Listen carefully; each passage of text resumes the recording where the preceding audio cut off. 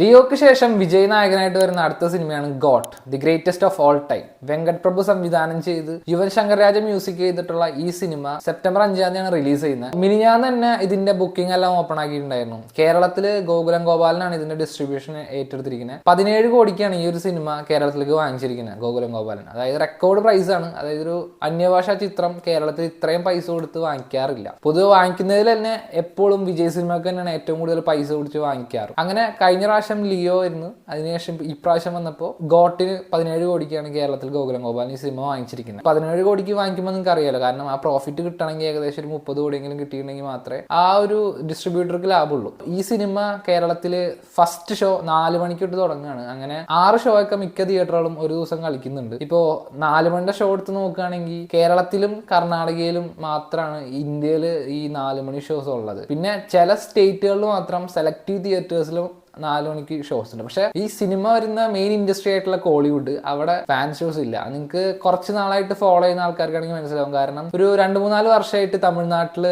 4 മണി അല്ലെങ്കിൽ 7 മണി ആ ഒരു സമയത്തെ ഫാൻ ഷോസ് എല്ലാം പല അപകടങ്ങൾ കാരണം ഒഴിവാക്കിയിട്ടുണ്ട്. ഇപ്പൊ തന്നെ മിക്ക വലിയ വലിയ ബിഗ് ആയിട്ടുള്ള സിനിമകളൊക്കെ വരുമ്പോൾ തമിഴ്നാട് ഗവൺമെന്റിന്റെ പെർമിഷൻ ഇല്ലാതെ അവർക്ക് ഫാൻ ഷോ നടത്താൻ പറ്റില്ല. അതും ഈ ഏറ്റവും കൂടുതൽ ഇപ്പോൾ റെഡ് ജയന്റ് ഒക്കെ അറിയാലോ, സ്റ്റാലിന്റെ മോന്റെ പ്രൊഡക്ഷൻ ഹൗസസ് ആണ്. അപ്പോൾ ഈ പ്രൊഡക്ഷൻ ഹൗസ് സ്വന്തമായിട്ടുള്ള ടീം പോലും രാവിലെ 9 മണിക്കാണ് അവിടെ ഫാൻ ഷോ നടത്താറുള്ളത്. അതല്ലാതെ ഏർലി മോർണിംഗ് ഷോ ഇവിടുത്തെ കേരളത്തിലെയും കർണാടകയിലൊക്കെ പോലത്തെ 4 മണി 7 മണിയുടെ ഷോസ് ഒന്നും അവിടെ പുലർച്ചെ ഇപ്പൊ നടത്താറില്ല കോളിവുഡിൽ. അത് അവിടെ കുറെ പ്രശ്നങ്ങൾ ഉണ്ടായ കാരണമാണ്. ഇപ്പൊ കേരളത്തിലേക്ക് വരികയാണെങ്കിൽ മിക്ക ഫാൻ ഷോസ് നടത്തുന്നത് ഓരോരോ ഫാൻസ് യൂണിറ്റുകളാണ്. അതിൽ ചില തിയേറ്റേഴ്സ് മാത്രം, ഇപ്പോൾ എക്സാമ്പിൾ എടുത്ത് പറയുകയാണെങ്കിൽ എടപ്പള്ളിയിലെ വനിതവിനി ഇതൊക്കെ അതുപോലത്തുള്ള തിയേറ്റേഴ്സ് എല്ലാം അവർ സ്വന്തമായിട്ട് ബുക്കിംഗ് നടത്തിയിട്ട് അങ്ങനെയാണ് 4 മണിയുടെ ഫാൻ ഷോസ് നടത്തുന്നത്. അപ്പൊ അതിൽ 4 മണിയുടെ ഷോ ഒക്കെ ഏകദേശം പോയി. മിക്ക ഒരു 95% തിയേറ്റേഴ്സിലും ഇപ്പോൾ കംപ്ലീറ്റ് സോൾഡ് ഔട്ട് ആണ്. അത് കഴിഞ്ഞ് 7 മണി, പിന്നെ 10 മണി, 12 മണി, മീൻസ് ഒരു 1 മണി, 3 മണി, 6 മണി, 9 മണി, പിന്നെ 11:59, അങ്ങനെ ഒരു 6 ഷോസ് ഒക്കെ വെച്ചിട്ട് മിക്ക ഒരു സിംഗിൾ സ്ക്രീനിൽ ഇട്ട് വെച്ചിട്ടുണ്ട്. ഇപ്പോൾ കേരളത്തിലെ വലിയ മൾട്ടിപ്ലക്സസ് എടുത്ത് നോക്കുകയാണെങ്കിൽ ഏരീസ് പ്ലക്സ് അല്ലെങ്കിൽ PVRന്റെ സ്ക്രീൻസ്, ഇവിടെ എല്ലാം ഒരു ഇഷ്ടം പോലെ ഷോസ് ആണ്. അതായത് എല്ലാ സ്ക്രീനിലും അന്ന് ഈ ഒരു സിനിമ മാത്രമാണ് വെച്ചിട്ടുള്ളത്. നിങ്ങൾക്കറിയാം, ഇനി ഓണൊക്കെ വരികയാണ്. ഒരു 10 ദിവസം കഴിഞ്ഞിട്ടുണ്ടെങ്കിൽ ഈ സിനിമ റിലീസ് ചെയ്ത് 10 ദിവസം കഴിഞ്ഞാൽ ഓണം വരികയാണ്. അപ്പോൾ ആ ഒരു സമയമാകുമ്പോഴേക്കും അതിന്റെ ഓട്ടം എങ്ങനെ ഉണ്ടാവും പറയുന്നത്. കാരണം ഓണത്തിന് നമുക്ക് ഒരു 4-5 സിനിമകൾ മലയാളത്തിൽ തന്നെ വരുന്നുണ്ട്. അപ്പോൾ അതിനെ എങ്ങനെ ഈ ഗോട്ട് ബാധിക്കും എന്നൊക്കെ സിനിമ ഇറങ്ങിയാൽ തന്നെ മനസ്സിലാവുള്ളൂ. കാരണം എല്ലാവരും ഈ ഗോട്ട് എന്ന് പറഞ്ഞാൽ ഈ ഒരു വിജയ് സിനിമ കാണാൻ പോകുന്നതെന്ന് വെച്ചിട്ടുണ്ടെങ്കിൽ വലിയ കഥയൊന്നും നോക്കാനല്ല എനിക്കറിയാം. കാരണം വിജയുടെ ഫിലിം കരിയർ അവസാനിക്കാൻ പോവുകയാണ്. ഈ ഒരു സിനിമ കഴിഞ്ഞാൽ മിക്കവാറും നെക്സ്റ്റ് തളപതി 69 കൂടി ഉണ്ടാവുള്ളൂ, എച്ച് വിനോദിന്റെ. അതുകൂടി കഴിഞ്ഞാൽ അതിനുശേഷം വേറെ ഒരു പടം കമ്മിറ്റ് ആയിട്ട് യാതൊരു അറിവില്ല. കാരണം പുള്ളി 2026 കംപ്ലീറ്റ്ലി പൊളിറ്റിക്സിൽ ഇറങ്ങാൻ പോവാണ്. അതുകൊണ്ട് ആൾക്ക് സിനിമാ കരിയർ ഇനി ഉണ്ടാവാൻ വഴിയില്ല. ഉണ്ടാവുകയാണെങ്കിൽ തന്നെ ലോകേഷിന്റെ സിനിമാറ്റിക് യൂണിവേഴ്സിലോ വല്ല വോയിസ് റെഫറൻസ് ആയിട്ടോ അങ്ങനെ എന്തെങ്കിലുമൊക്കെ വരാൻ ചാൻസ് ഉള്ളൂ തന്നെയാണ് ഫാൻസുകാർ പോലും പറയുന്നത്. അപ്പൊ അതുകൊണ്ട് തന്നെ ഇനി വരാൻ പോകുന്ന ഈ 2 സിനിമ ഗോട്ടാണെങ്കിലും നെക്സ്റ്റ് ഇനി ഷൂട്ട് പോലും തുടങ്ങാത്ത തളപതി 69 എന്ന് പറഞ്ഞ ഒരു സിനിമ, ഈ 2 സിനിമകളും വിജയിനെ കാണാൻ സ്ക്രീനിൽ താല്പര്യമുള്ള ആൾക്കാരെല്ലാം എന്തായാലും ഉറപ്പായും തിയേറ്ററിൽ പോയി കാണും. അത് കാരണം ഇപ്പോൾ വിജയുടെ തന്നെ ഫാൻസ് നോക്കിയാണെങ്കിൽ നിങ്ങൾക്ക് അറിയാലോ, കൂടുതലും യങ്സ്റ്റേഴ്സ് ആണ് കേരളത്തിൽ. അത് കാരണം തന്നെ ഈ ഒരു ഷോ കേരളത്തിൽ ഫസ്റ്റ് ഡേ തന്നെ മിക്ക ആൾക്കാരും പോയി കാണും. ഇപ്പൊ നിങ്ങൾ എടുത്ത് നോക്കാം. കാരണം ഒരു സാധാ ഒരു സിനിമ കുറെ നാളിങ്ങനെ ഓടുന്നതിന്റെ ഒരു റീസൺ എന്ന് വെച്ചിട്ടുണ്ടെങ്കിൽ നമ്മൾ ഒരു ദിവസം 4 ഷോസ് ഒക്കെയാണ് മിക്ക തിയേറ്ററുകളും വെക്കാറുള്ളത്. പക്ഷെ ഈ വിജയുടെ സിനിമകൾ മാത്രം ഇപ്പൊ കേരളത്തിൽ തന്നെ 700-ൽ കൂടുതൽ സ്ക്രീൻസ് ആണ് എടുത്തിട്ടുള്ളത്. 700 സ്ക്രീനിലും ഈ പടം എടുക്കുമ്പോൾ നിങ്ങളൊന്ന് ആലോചിക്കണം. കാരണം 700 സ്ക്രീനിലും ഇത്രയും ഓഡിയൻസ് വരുന്നുണ്ട്. അതായത് ഈ പടം എത്ര ആൾക്കാർ കാണുന്നു, അത്രയും കാണുന്ന ആൾക്കാരിൽ ഫസ്റ്റ് ഡേ തന്നെ എത്രയോ വലിയൊരു എമൗണ്ട് പെർസെന്റേജ് ആൾക്കാർ ഈ സിനിമ കണ്ടു തീർക്കുന്നുണ്ട്. അത് കഴിഞ്ഞ് പിന്നെ ഓരോ ദിവസം കൂടുന്നവർ ഓഡിയൻസ് കുറഞ്ഞു വരും. കാരണം ആൾക്കാർ ഇത് കണ്ടതാണ്. പിന്നെ റിപ്പീറ്റ് വ്യൂസിനൊക്കെ പോണ ആൾക്കാർ മാത്രമേ ഉണ്ടാവുള്ളൂ. അത് കാരണം ഇപ്പോൾ ലിയോ ആണെങ്കിൽ പോലും ഒരു 1 വീക്കിന് മേലെ കഴിഞ്ഞപ്പോൾ ഓഡിയൻസ് ഭയങ്കരമായിട്ട് കുറഞ്ഞു. കാരണം ഇതിന്റെ മെയിൻ റീസൺ ഇതാണ്. ഓൾറെഡി അത്രയും ഷോസ് നടത്തി അത്രയും സ്ക്രീനിൽ പടം കൊടുത്തു. ഇപ്പോൾ ലിയോ ആണെങ്കിൽ പോലും 650ഓളം സ്ക്രീനുകളിലാണ് കേരളത്തിൽ കൊടുത്തിട്ടുണ്ടായിരുന്നത്. ഇപ്പൊ ഗോട്ടിന്റെ കാര്യം എടുത്ത് നോക്കുകയാണെങ്കിൽ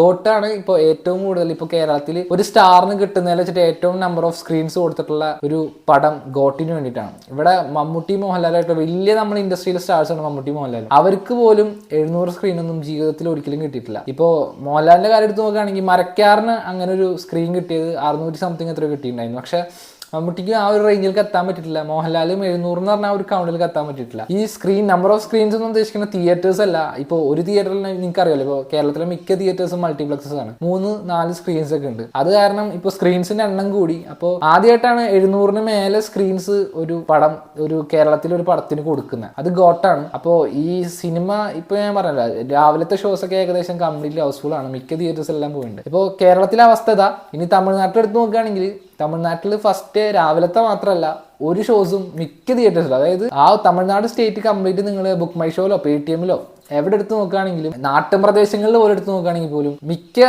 തിയേറ്റേഴ്സിലും 95% ഫസ്റ്റ് ഡേ ആ ഒരു തിയേറ്റേഴ്സിൽ ടിക്കറ്റ് ഇല്ല. അതാണ് അവിടുത്തെ തമിഴ്നാട്ടിലെ അവസ്ഥ. ഇപ്പൊ കോയമ്പത്തൂരൊക്കെ ബ്രോഡ്വേ സിനിമാസ് ഒക്കെ ഒരു ദിവസം ആദ്യത്തെ ഫസ്റ്റ് ഡേ 45 ഷോസ് അങ്ങനെ എന്തൊക്കെയോ നടത്തുന്നത്. ഇപ്പോൾ ചെന്നൈ എടുത്ത് നോക്കുകയാണെങ്കിൽ ചെന്നൈയിൽ ഇതുപോലെ മൾട്ടിപ്ലക്സസ് ഇഷ്ടം പോലെ ഉണ്ട്. അവിടെ എല്ലാം ഇതേപോലെ തന്നെ ഇഷ്ടം പോലെ ഷോസ് ആണ്. അതായത് നമ്മളെ നാട്ടിലത്തെ പോലത്തെ സിംഗിൾ സ്ക്രീൻസ് ഒന്നുമില്ല, അവിടെ എല്ലാം മൾട്ടിപ്ലക്സസ് ആണല്ലോ. അപ്പൊ അത് കാരണം ഇത്രയും ഷോസ് നടത്തിയിട്ടും ടിക്കറ്റ് ഇല്ല ഫസ്റ്റ് ഡേ. അതാണ് തമിഴ്നാട്ടിലെ അവസ്ഥ. ഇപ്പൊ കർണാടക എടുത്ത് നോക്കുകയാണെങ്കിൽ നമ്മുടെ നാട്ടിലെ പോലെ കർണാടക, നിങ്ങൾ ബാംഗ്ലൂരൊക്കെ നിൽക്കുന്ന ആരെങ്കിലും റിലേറ്റീവ്സ് ഒക്കെ ഉണ്ടെങ്കിൽ നിങ്ങൾക്ക് അറിയാൻ പറ്റും. അവിടെയൊക്കെ ഒരു ബിഗ് ആയിട്ടുള്ള ഒരു സ്റ്റാറിന്റെ ഒരു പടം വരികയാണെങ്കിൽ അവിടുത്തെ ഒരു ടിക്കറ്റിന്റെ റേറ്റ് എന്ന് പറഞ്ഞാൽ 1000, 1500, 2000 അങ്ങനെ പിടിച്ചങ്ങോട്ട് പോകും. അതിനെ കൺട്രോൾ ചെയ്യാൻ അവിടെ ഒരു പാനൽ ഇതൊന്നുമില്ല. ഇപ്പൊ നമ്മുടെ കേരളത്തിലെ അവസ്ഥ എങ്ങനെയാണ്? ഒരു സിനിമ ഇറങ്ങിയിട്ടുണ്ടെങ്കിൽ ഒരു ടിക്കറ്റ്, അതായത് മോഹൻലാലിന്റെ ആണെങ്കിലും മമ്മൂട്ടിയുടെ ആണെങ്കിലും അല്ലെങ്കിൽ ഇപ്പോൾ ഒരു പുതിയ സ്റ്റാറിന്റെ ഒരു പടമാണെങ്കിൽ പോലും എല്ലാ ആൾക്കാരും സിനിമക്കും വാങ്ങിക്കുന്ന ഒരേ ടിക്കറ്റ് റേറ്റ് ആണ് അല്ലേ? ഇവിടെ അതല്ലാതെ ഒരു മമ്മൂട്ടിയുടെ പടം അല്ലെങ്കിൽ മോഹൻലാലിന്റെ പടം എന്ന് പറഞ്ഞിട്ട് ടിക്കറ്റ് ഹൈക്ക് ചെയ്ത് തിയേറ്ററുകാർ കളിക്കാറില്ല. അതിന് ഇവിടെ ഒരു സ്റ്റാൻഡേർഡ് ആയിട്ടുള്ള ഒരു ഇതുണ്ട്.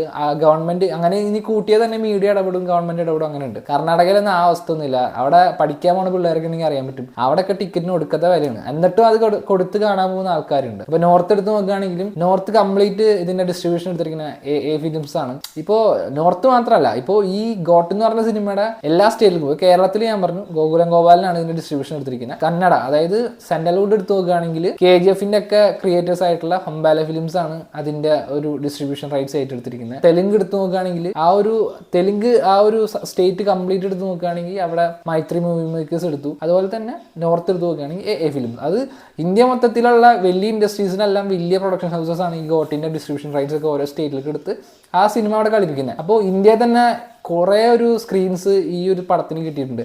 നിങ്ങൾക്ക് ഇനി അറിയാമെന്ന് വിചാരിക്കുന്നു, സിനിമയുടെ പ്രൊഡക്ഷൻ കോസ്റ്റ് വരുന്നത് 400 കോടിയാണ്. അതിൽ വിജയ്ക്ക് തന്നെ 200 കോടി ഉണ്ട്. ഇപ്പോൾ നിങ്ങൾ ആലോചിക്കാം, 200 കോടിക്ക് ഒരു സിനിമയിൽ ഇന്ത്യൻ ഒരു ആക്ടർ വാങ്ങിച്ചിട്ടുണ്ടോ? എനിക്കും ഡൗട്ടാണ്. കാരണം ഷാറുഖ് ഖാൻ പോലും ഒരു സിനിമയ്ക്ക് 200 കോടി വാങ്ങിച്ചിട്ടുണ്ടോ എന്ന് എനിക്കറിയാൻ പാടില്ല. കാരണം വിജയുടെ മാർക്കറ്റ് വാല്യൂ ഇപ്പോൾ അത്രയും വലുതാണ്. കാരണം ആ ഒരു സിനിമയ്ക്ക് വേണ്ടിയിട്ട് കുറേ പ്രൊഡ്യൂസേഴ്സ് ആളുടെ പിറകിലാണ്. അതായത് ആളാണ് സെലക്ട് ചെയ്യുന്നത് എൻ്റെ നെക്സ്റ്റ് സിനിമ ഏത് ആൾ പ്രൊഡ്യൂസ് ചെയ്യണം എന്നുള്ളത്. ആ കമ്മിറ്റ്മെന്റ് കൊടുത്തതിന് ശേഷമാണ് ആ പ്രൊഡ്യൂസർക്കും വിജയ്ക്കും ഒത്തുപോകുന്ന രീതിയിലുള്ള ഒരു ഡയറക്ടറെ കിട്ടുന്നത്. ഇപ്പോൾ ഈ സിനിമ അതുപോലെ തന്നെയായിരുന്നു. AGSന്റെ ഒപ്പം വിജയ് ഒരു സിനിമ ചെയ്യുമെന്ന് മുമ്പേ പറഞ്ഞിട്ടുണ്ടായിരുന്നു. അങ്ങനെയാണ് AGSനോട് ഇങ്ങനെ പറഞ്ഞിട്ട് അങ്ങനെ കുറേ ഡയറക്ടേഴ്സിനെ നോക്കിയിട്ട് ലാസ്റ്റ് വെങ്കട് പ്രഭുവിൻ്റെ ആ ഒരു ടോപ്പിക് സെറ്റ് ചെയ്ത്. ഇപ്പോൾ ഗോട്ടിൻ്റെ ലെങ്ത് നിങ്ങൾക്ക് അറിയാലോ, 3 മണിക്കൂർ 5 മിനിറ്റോളം ലെങ്ത് വരുന്നുണ്ട്. അതിൽ 3 ഒരു കാലഘട്ടത്തിലെ വിജയനാണ് പ്രസന്റ് ചെയ്യാൻ ശ്രമിക്കുന്നതെന്നാണ് പറയുന്നത് ഗോട്ടില്. ഇപ്പോൾ വെങ്കട് പ്രഭുവിൻ്റെ സിനിമകളൊക്കെ എടുത്ത് നോക്കുകയാണെങ്കിൽ നിങ്ങൾക്ക് അത് മനസ്സിലാവാൻ പറ്റും. സ്ക്രീൻ പ്ലേ ഭയങ്കര ഡിഫറൻസ് ആണ്. പൊതുവെ ആളുടെ പടങ്ങൾ മറ്റു പടങ്ങളായിട്ട് അപേക്ഷിച്ച് നോക്കുമ്പോൾ അതിലെ മെയിൻ ഹീറോ എന്ന് പറഞ്ഞാൽ സ്ക്രീൻ പ്ലേ തന്നെയാണ്. അപ്പോൾ ഗോട്ടിൽ വരുമ്പോൾ അതിൻ്റെ സ്ക്രീൻ പ്ലേ എങ്ങനെയായിരിക്കും ഞാൻ ഭയങ്കര ക്യൂരിയസ് ആണ്, ആളെങ്ങനെ അത് പ്രസൻറ്റ് ചെയ്തിട്ടുണ്ടാകുന്നത്. കാരണം ഒരു വിജയ് സിനിമയ്ക്ക് ആൾക്കും അറിയാം, കാരണം ഒരു സാധാ സ്റ്റാറിന് ചെയ്യുന്ന പോലെ ചെയ്താൽ പോലെ. ഇപ്പോൾ എനിക്ക് തന്നെ ഈ വെങ്കട് പ്രഭുവിൻ്റെ ഞാൻ കണ്ടിട്ടുള്ള സിനിമകൾ വെച്ചിട്ട് ഏറ്റവും ബെസ്റ്റായിട്ട് തോന്നിയിട്ടുള്ള മങ്കാത്താല് സ്ക്രീൻ പ്ലേ ആണ്. കിടിലെന്ന് പറഞ്ഞാൽ അത്രയും ഭംഗിയായിട്ട് ആൾ ആ ഒരു സിനിമയ്ക്ക് സ്ക്രീൻ പ്ലേ ചെയ്തിട്ടുണ്ട്. അതുപോലെ ഇതിലും പിന്നെ ഈ സിനിമയിലെ ഏറ്റവും കൂടുതൽ നെഗറ്റീവ്സ് വന്നത് ഇതിൻ്റെ മ്യൂസിക്കാണ്. ഇപ്പോൾ ഇതിൻ്റെ ഏകദേശം 4 സിംഗിൾ ഇറങ്ങിയിട്ടുണ്ട്. ഇപ്പോൾ ഈ ഒരു സിനിമയിൽ 4 പാട്ടുകൾ ഇറങ്ങി. 4 പാട്ടും മോശമാണെന്നാണ് മെജോറിറ്റി ഓഫ് ഓഡിയൻസ് ഇതിനെക്കുറിച്ച് കമൻറ്റ് ചെയ്തിരിക്കുന്നത്. കാരണം അവർ ആരെയും സാറ്റിസ്ഫൈ ചെയ്യുന്ന രീതിയിൽ യുവൻ ശങ്കർ രാജ എന്ന് പറഞ്ഞാൽ നമ്മൾ ഇളയരാജയുടെ മോഹന് ആളാണ് ഈ സിനിമയ്ക്ക് മ്യൂസിക് ചെയ്യുന്നത്. ആൾക്ക് സാറ്റിസ്ഫൈ ചെയ്യാൻ പറ്റിയിട്ടില്ല ഓഡിയൻസിനെ. അതാണ് ഇപ്പോഴത്തെ അവസ്ഥ. ഇനി തിയേറ്ററിൽ എങ്ങനെയായിരിക്കും ഇതിൻ്റെ എക്സ്പീരിയൻസ് അറിയില്ല, ബാക്ക്ഗ്രൗണ്ട് സ്കോർ എങ്ങനെയായിരിക്കും അറിയില്ല. ഇപ്പോൾ ഇറങ്ങിയിട്ടുള്ള 4 പാട്ട് വെച്ച് കാൽക്കുലേറ്റ് ചെയ്യുകയാണെങ്കിൽ പോരാ ശരിക്കും. പിന്നെ നമ്മളിപ്പോൾ കുറച്ച് നാളായിട്ട് അനിരുദ്ധിൻ്റെ മ്യൂസിക്കൊക്കെ കണ്ട് ശീലിച്ച കാരണമാണ് അറിയാൻ പാടില്ല. വേറൊരു മ്യൂസിക് ഡയറക്ടർ വരുമ്പോൾ ആളുടെ സ്റ്റൈൽ ഓഫ് പാറ്റേൺ എല്ലാം വ്യത്യാസമുണ്ട്. ഇനിയിപ്പോൾ നെക്സ്റ്റ് സിനിമ വിജയുടെ പറയപ്പെടുന്ന തളപതി 69 അത് അനിരുദ്ധായിരിക്കും. ഇനിയിപ്പോൾ ഗോട്ട് കഴിഞ്ഞാൽ നെക്സ്റ്റ് പടം അതാണ്. ഇപ്പോൾ ഗോട്ട് എന്തായിരിക്കുമെന്ന് ഇനി 2 ദിവസത്തിനുള്ളിൽ തിയേറ്ററിൽ കാണാൻ പറ്റും. മിക്ക സ്ഥലങ്ങളിലും ഇപ്പോൾ ഫസ്റ്റ് ഡേയിൽ സ്റ്റാർട്ടിങ്ങിലെ ഷോസിനൊന്നും നല്ല സീറ്റ്സൊന്നും കിട്ടാനൊന്നുമില്ല. ഇനിയിപ്പോൾ ഫസ്റ്റ് ഡേ എടുത്തു നോക്കുകയാണെങ്കിൽ തന്നെ ഒരു മാറ്റിനി അങ്ങനത്തെ ഷോസിന് മാത്രമാണ് ടിക്കറ്റ് ഉള്ളത്. നൈറ്റ് ഷോസിനും അതുപോലെ തന്നെ അത്യാവശ്യം ടിക്കറ്റ്സ് ഒക്കെ പോയിട്ടുണ്ട്. നല്ല സീറ്റ്സ് ഒന്നും കിട്ടാനൊന്നുമില്ല. വേണമെങ്കിൽ നല്ല തിയേറ്റേഴ്സ് ഒക്കെ ബുക്ക് ചെയ്തു. കാരണം ആ സിനിമ ഇറങ്ങിയ ആ ഒരു 2-3 ദിവസം എന്തായാലും നല്ല ടിക്കറ്റ്സും കിട്ടൂല. നിങ്ങൾ ഉദ്ദേശിക്കുന്ന സീറ്റിൽ, അതായത് ഇപ്പോൾ ഒരു സ്ക്രീനിൽ ഒരു സൈഡിൽ അല്ലെങ്കിൽ എവിടെയെങ്കിലും പോയിരുന്നിട്ട് കാര്യമല്ലോ. ഇപ്പോൾ ഇതിനൊക്കെ സൗണ്ടിനൊക്കെ അത്യാവശ്യം ഇമ്പോർട്ടൻസ് ഉള്ളതാണ്. ഇപ്പോൾ അറ്റ്മോസുള്ള തിയേറ്ററിൽ തന്നെ പോകണമെങ്കിൽ സെൻറ്ററിൽ തന്നെ ആയിട്ട് സീറ്റൊക്കെ കിട്ടണം. എന്നാൽ മാത്രമേ ആ ഒരു സൗണ്ട് എഫക്റ്റ് നിങ്ങൾക്ക് കറക്റ്റ് കിട്ടുള്ളൂ. അത് കാരണം വേണമെങ്കിൽ ബുക്ക് ചെയ്തോ ഇഷ്ടമുണ്ടെങ്കിൽ. കാരണം ആ ഒരു വിജയുടെ ടൈപ്പ് അറിയാലോ, ആള് ഒരു എല്ലാ പടത്തിലും ഇപ്പോൾ ലിയോയിൽ പോലും ആളുടെ ചില മാനറിസംസ് ഉണ്ട്. ഉറപ്പായിട്ടും ഈ ഗോട്ടിലും ഉണ്ടാവും. ഇതെല്ലാം കാണാൻ ആഗ്രഹമുള്ളവർ മാത്രം പോയി കണ്ടാൽ മതി. അതല്ലാതെ ഭയങ്കരമായിട്ട് കഥയും അല്ലെങ്കിൽ കഥാപാത്രങ്ങളും അങ്ങനെയൊക്കെ നോക്കിയിട്ടുണ്ടെങ്കിൽ ഒരിക്കലും സാറ്റിസ്ഫൈ ഇല്ല. അതിപ്പോൾ വിജയുടെ ഈ സിനിമ മാത്രമല്ല, മിക്ക ലാസ്റ്റ് ഇറങ്ങിയ സിനിമകളൊക്കെ അങ്ങനെ തന്നെയാണ്. എല്ലാവരും വിജയ് സിനിമ കാണുമ്പോൾ പുള്ളിയുടെ ആ ഒരു സ്വാഗ് കാണാൻ വേണ്ടി തന്നെയാണ് ഞാൻ വിശ്വസിക്കുന്നത്. കാരണം അതല്ലാതെ ഇത്ര ആൾക്കാർ 4 മണിക്ക് ഉറക്കം കളഞ്ഞിട്ട് 4 മണിക്ക് ഫാൻ ഷോസ് പോകണം. ഇപ്പോൾ ഞാൻ പറഞ്ഞല്ലോ, ഫാൻസ് നടത്താത്ത ഫാൻ ഷോസിന് പോലും ആൾക്കാർ തിയേറ്ററിൽ പോയി എടുക്കുന്നുണ്ടെങ്കിൽ അത് നോർമൽ ഫാൻസ് മാത്രമല്ല, ആ സിനിമ പോയി കാണണം, ആളെ അത്രയും കാണണം എന്നുള്ള ആഗ്രഹമുള്ള ആൾക്കാരാണ് പോയി കാണണം. അപ്പോൾ ഞാൻ എന്തായാലും മറ്റന്നാൾ പോയി കാണുന്നുണ്ട്. ഞാൻ എന്തായാലും 4 മണിക്കൊന്നും പോകാനുള്ള എനിക്ക് നിർത്തിയിരിക്കില്ല. ഞാൻ രാവിലെ ഒരു 8 മണിയുടെ ഷോസാണ് ബുക്ക് ചെയ്തിരിക്കുന്നത്. അപ്പോൾ ദി ഗോട്ട് കണ്ടിട്ട് ഞാൻ എൻ്റെ അഭിപ്രായം എന്താണെന്ന് വീഡിയോ ആയിട്ട് ഞാൻ ഈ ചാനലിൽ തന്നെ ഇടാം. അപ്പോൾ നെക്സ്റ്റ് ഒരു വീഡിയോയിൽ കാണാം. ബൈ.